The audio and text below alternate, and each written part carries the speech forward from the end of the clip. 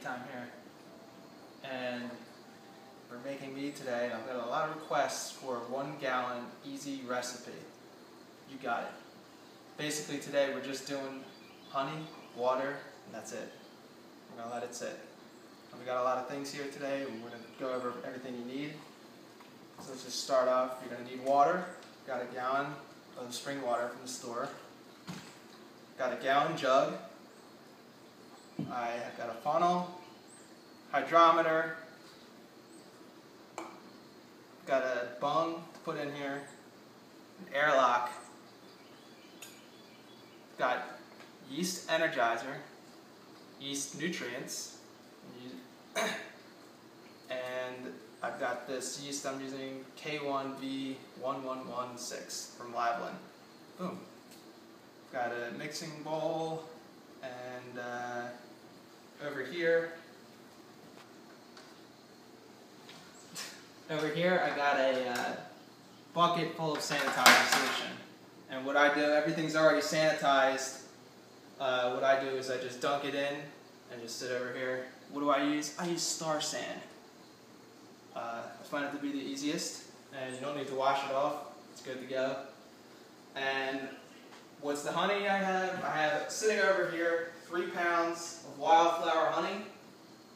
I grabbed this at the Philadelphia Honey Festival a couple weeks ago. And it's sitting in hot water right now to loosen it up and make it easier to pour. So we're pretty much ready. All we need to do, it's a very easy process. We'll just get started. First things first, get your funnel, fill this 1 gallon, I like to fill it up about halfway with water.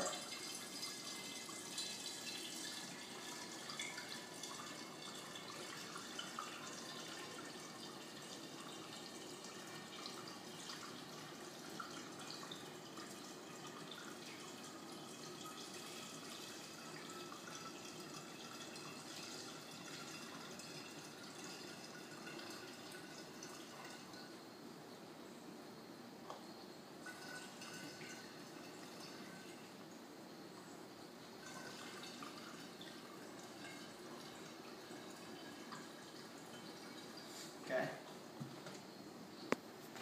And then you're going to grab the honey. It's all ready to go, already warmed up. And open it up.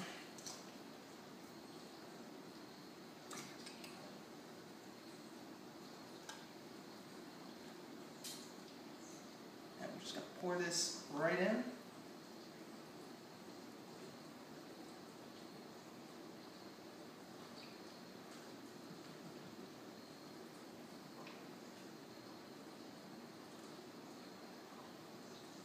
Might take a while.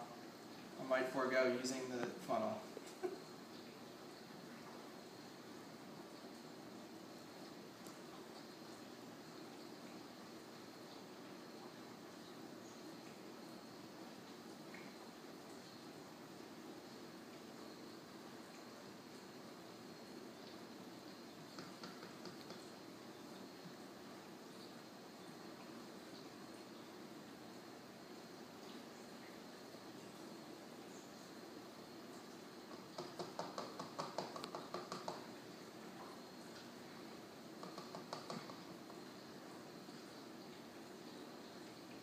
Might be easier just to pour it right in. I don't know.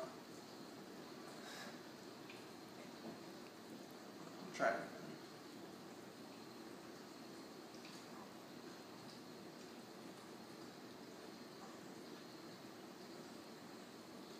And this is 3 pounds of honey. This is going to make a medium to sweet mead. Just what I like. If you use 2 pounds, it would be a drier mead. Alright, let's just try it right from. That's easier.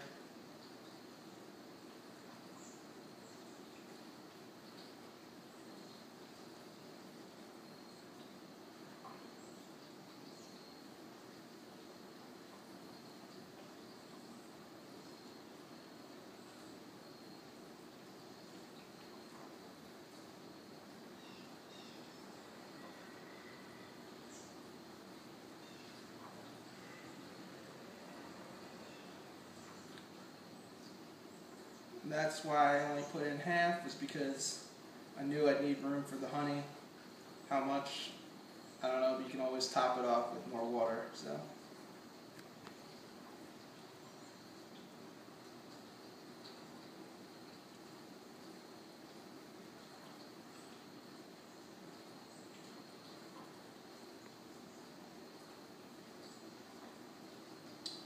Get every drop.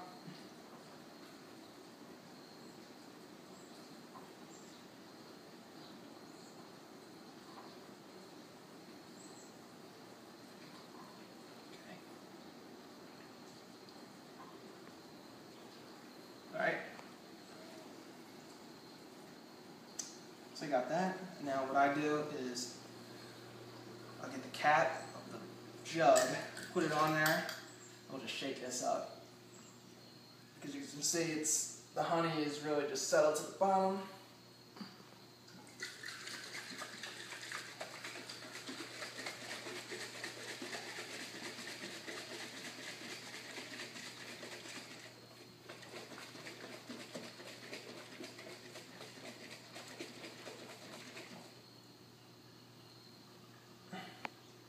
I get it really mixed up good.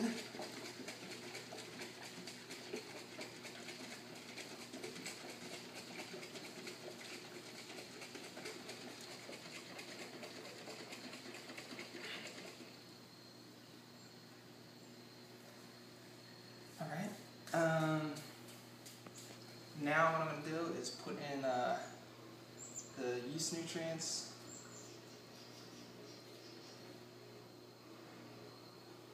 So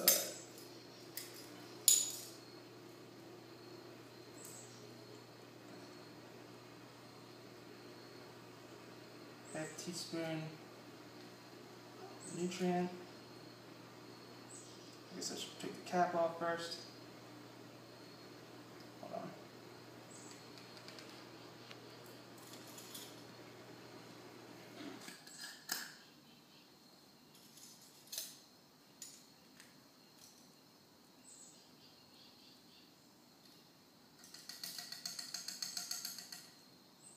Okay, there's that.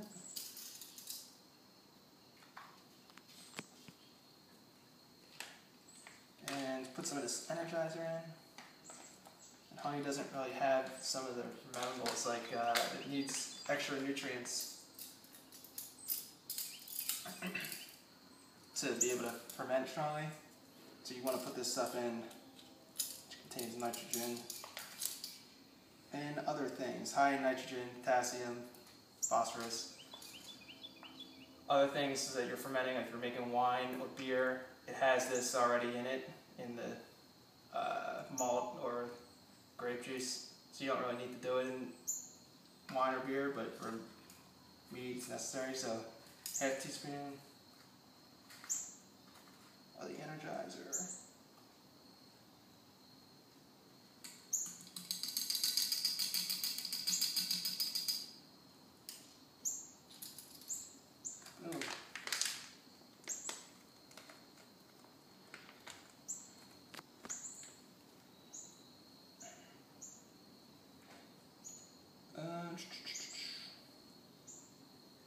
Put the cap back on, swirl it up a little bit.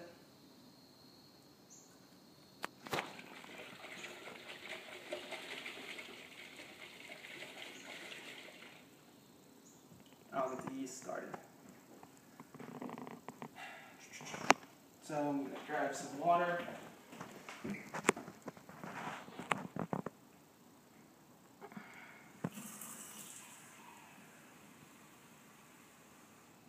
Put it in the microwave. I don't know how powerful yours is, but this one's pretty powerful. So I put it in for,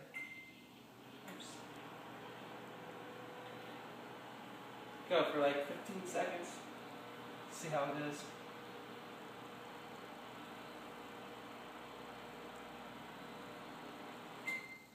Okay.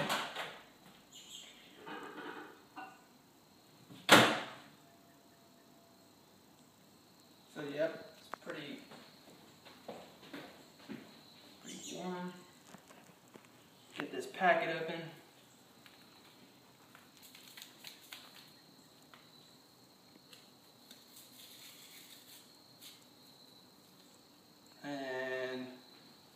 supposed to leave it on for 15 minutes, so I'll set the timer.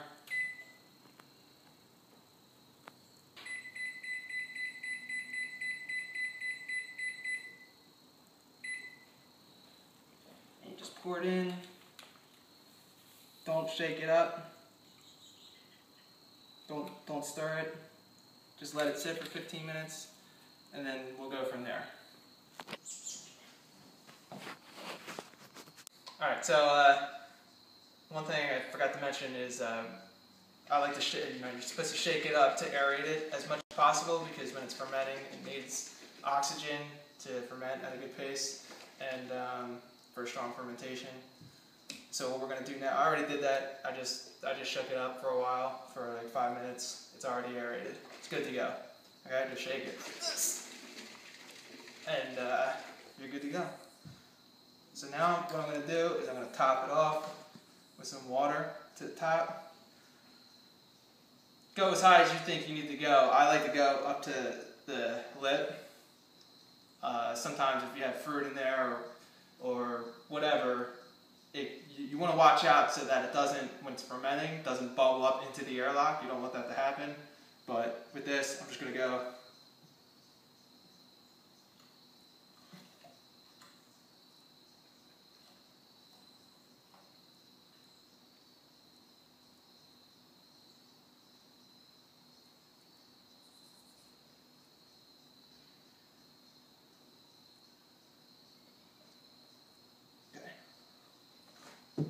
There we go.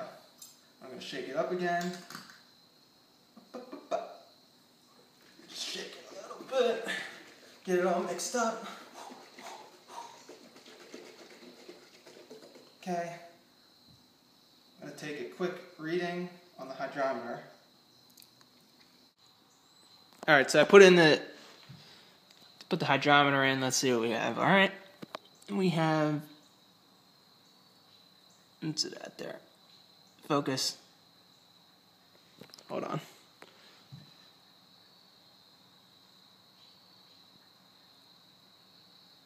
Oh, I can't tell. It's at about 1.092.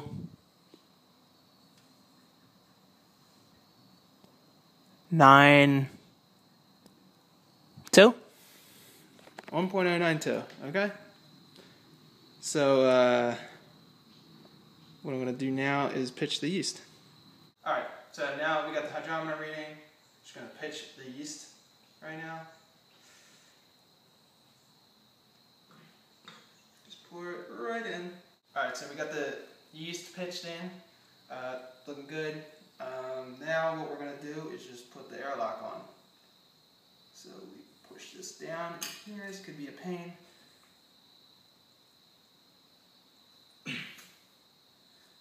Got that on. And fill this up. Water.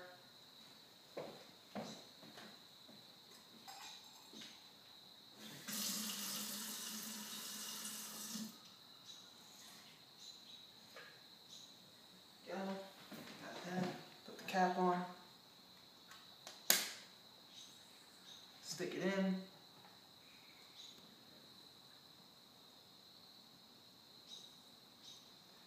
There we go. We're good to go. We got it done. So that's it. That's all you have to do. And you got a gallon of mead. You just let it sit until it's done fermenting. And in a couple of days, this is going to start going crazy with bubbles. The activity is going to go crazy.